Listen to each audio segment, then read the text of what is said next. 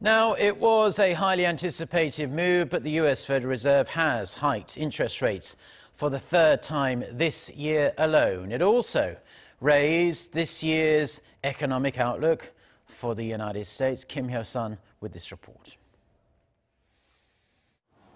The Fed raised interest rates by a quarter point on Wednesday as widely anticipated and indicated it plans to raise rates again in December. The Federal Reserve increased the target range for its benchmark interest rate to 2 to 2.25%, setting the rate at its highest level since April 2008. All 9 members of the Federal Open Market Committee voted in favor of the decision.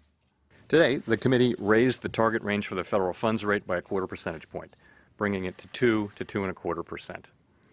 This action reflects the strength we see in the economy and is one more step in the process that we began almost 3 years ago of gradually returning interest rates to more normal levels. This is the 8th increase since the Fed began normalizing policy in December 2015 and the 3rd rate hike in 2018.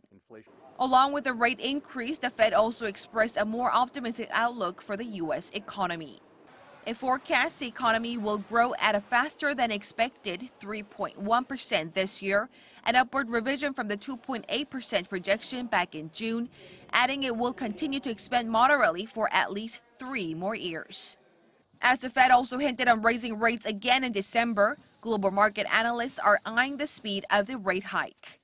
With the latest increase, the rate gap between South Korea and the U.S. widens to 0.75 percentage point, possibly prompting foreign investors to move capital out of South Korea.